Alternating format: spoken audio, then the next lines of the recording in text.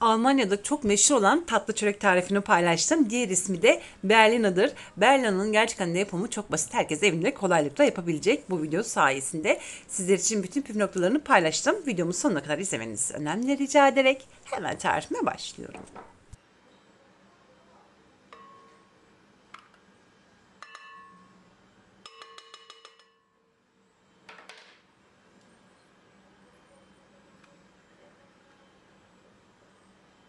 Tarifim için öncelikle 3 yemek kaşığı dolusu toz şeker ve bir tane kabuklarını rendelemiş olduğum limon kabuğunu hemen bir kaseye alıyorum.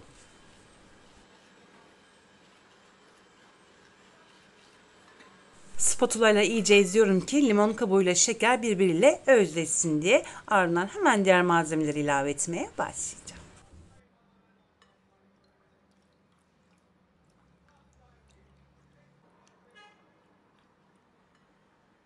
Bir bardak ılık su ilavesi yaptım. Ardından 2 sadece yumurta sarısı ve 2 tane de tam yumurta ilavesi yaptım. Yani toplamda 4 tane yumurta sarısı, 2 tane de yumurta akı olmuş oldu. Ve 20 gram da yaş maya ilavesi yaptım. Mutlaka yaş maya ile yapalım. Ardından da 80 gram tereyağı ilavesi yapıyorum.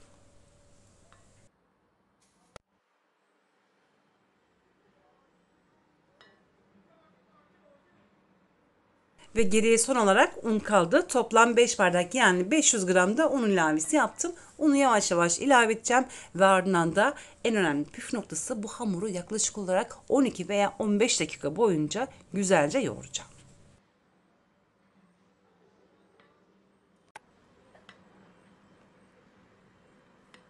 Hamuru yoğurmak çok önemlidir. Aksi halde lezzetli olmayacaktır. Mutlaka hamuru iyi yoğurmamız gerekiyor. Eğer evinizde makine varsa, yoğurma makinesi varsa yoğurma makinesiyle de bu işlemi yapabilirsiniz.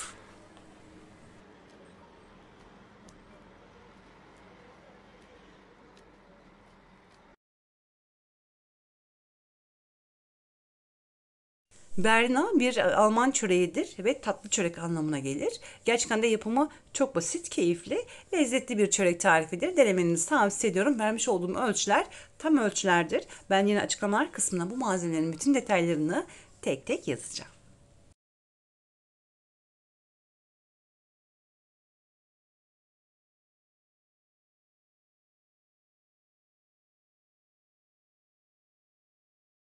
Hamuru yaklaşık olarak 12 veya 15 dakika boyunca güzelce yoğurdum. Şöyle hemen hamurun kıvamını göstermek istiyorum. Görmüş olduğunuz gibi hafif ele yapışan bir hamur, çok katı olmayacak.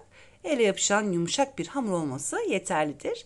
Hamuru zaten çok güzel bir şekilde yoğurduğumu buradan da anlayabilirsiniz. Şimdi hemen bir kaba alacağım ve yaklaşık olarak 10 dakika veya 15 dakika boyunca bu hamurun dinlenmesini bekleyeceğim. Daha fazla dinlendirmenize gerek yoktur.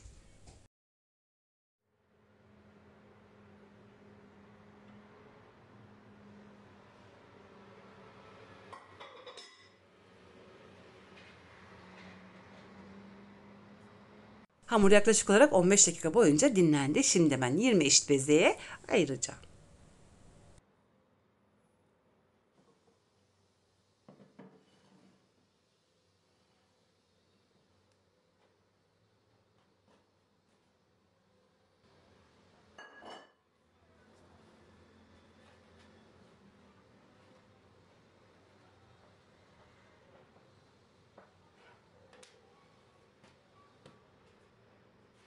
Her bezeyi 50 gram yapacağım. Eğer hassas teraziniz varsa 50 gram olarak ayarlayabilirsiniz.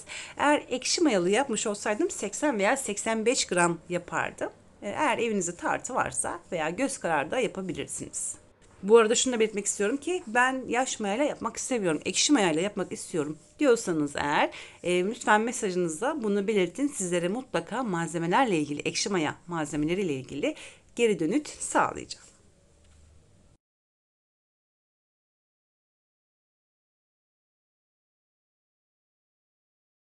Çok pürüzsüz bir şekil vermem gerekiyor. Özenli bir çalışma istiyor. Gerçekten de çok önemli. Aynen bu şekilde yaparsanız kolaylıkla düzgünlüğünü sağlayacaksınız.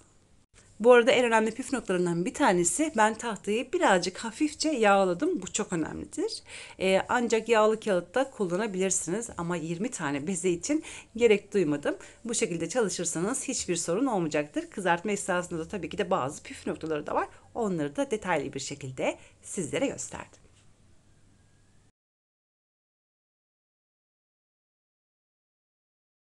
Yuvarlama işlemini tamamladıktan sonra en önemli püf noktayı da hemen açıklamak istiyorum. Lütfen, burası çok önemli. Hemen bir poşet geçireceğim. Çünkü bezelerin nemlenmesini istiyorum ama poşette kesinlikle değmemesi gerekiyor. Buna dikkat edelim. Toplamda 45 dakika boyunca mayalanmasını bekleyelim. Ardından da hemen kızartmaya başlayacağım.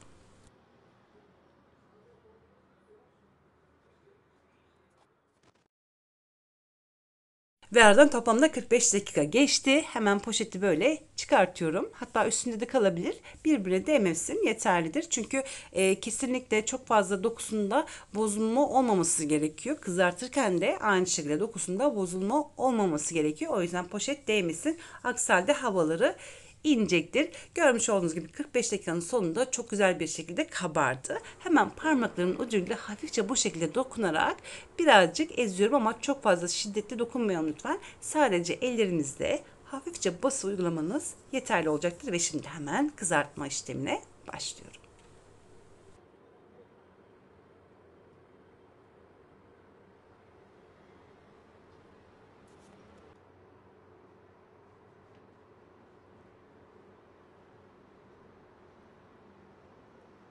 Ve artık kızartmaya başlıyorum. Ancak burada çok nazik olmamız gerekiyor hamura karşı. Kesinlikle herhangi bir şekilde delme olmaması gerekiyor. Yoksa havası hemen inecektir. Çok narin bir şekilde bir hamur kartı sayesinde aldım ve tavaya alacağım. Lütfen, burası çok önemli. Dikkatli olmamız gerekiyor. Hamur kartı olabilir veya ahşaptan yapılmış bir spatula olabilir. Hiç fark etmez.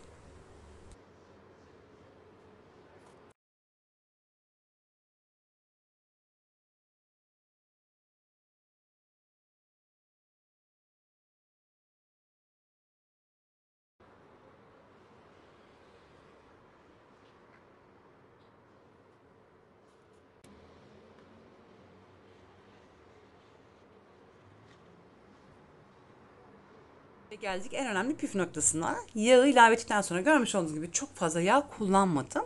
Yağı iyice kızdırdım. Ardından da altını kıstım ve hamurları içerisine koydum.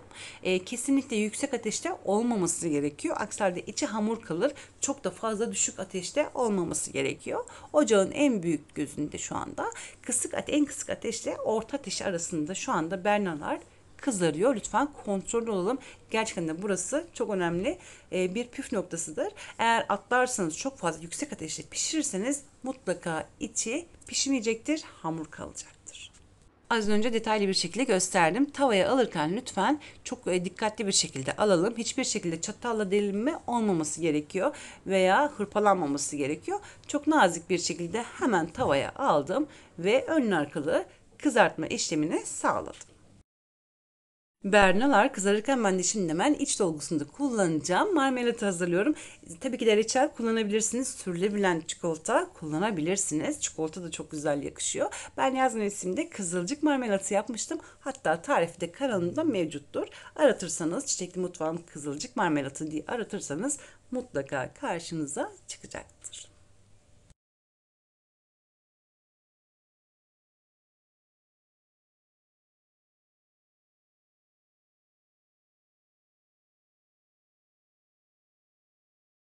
Kızarmış olan bernaları hemen ben şimdi alıyorum ve peçete sarmış olduğum bir tepsiye alacağım. Ardından da soğuduktan sonra da iç dolgusunu yapacağım. Hemen servis edebilirsiniz. Görmüş olduğunuz gibi çok güzel kabardı ve de nar gibi oldu.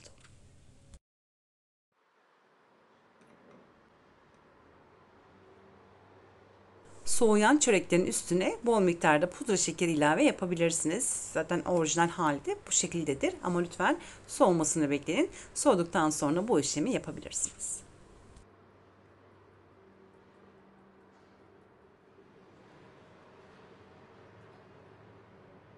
Ve çöreklerin tamamını hazırladım. Gerçekten de çok güzel görünüyor. İçi yumuşacık oldu, dışı ise çıtır çıtır oldu. Hemen marmelat içerisine sıkacağım. Dediğim gibi isterseniz sürülebilir çikolata kullanabilirsiniz veya evinizde reçel varsa püre haline getirip iç dolgusunu yapabilirsiniz.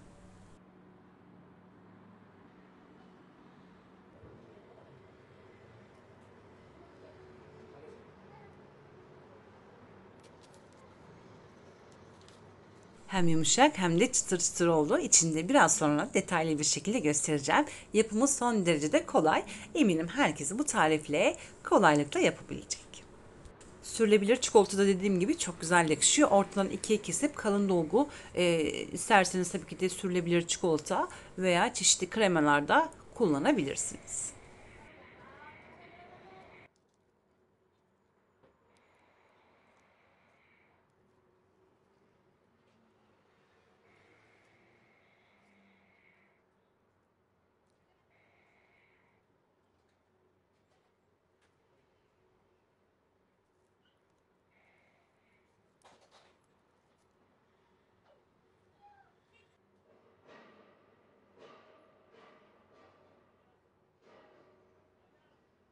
Ve şöyle hemen müsaadenizle tadına bakmak istiyorum. Bakalım nasıl olmuş.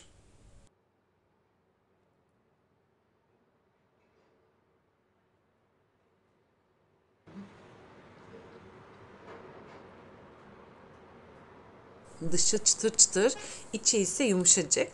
Asla hamurlaşma yok. Görmüş olduğunuz gibi bol marmelatlı, inanılmaz derecede çok lezzetli olmuş. Eminim deneyen herkes çok beğenecek. Yüksek ateşte kızartmadım. Çok düşük ateşte de kızartmadım. Orta ateşte kısık ateş arasında kızarttım. Burası çok önemlidir. Bu nedenle de görmüş olduğunuz gibi kesinlikle de yağ çekmemiş bu tarifi her zaman olduğu gibi gönül rahatlığıyla deneyebilirsiniz. Ben de böylelikle bir videoyu da burada sonlandırıyorum.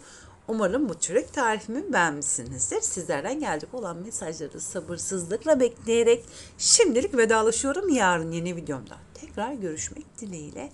Hoşçakalın.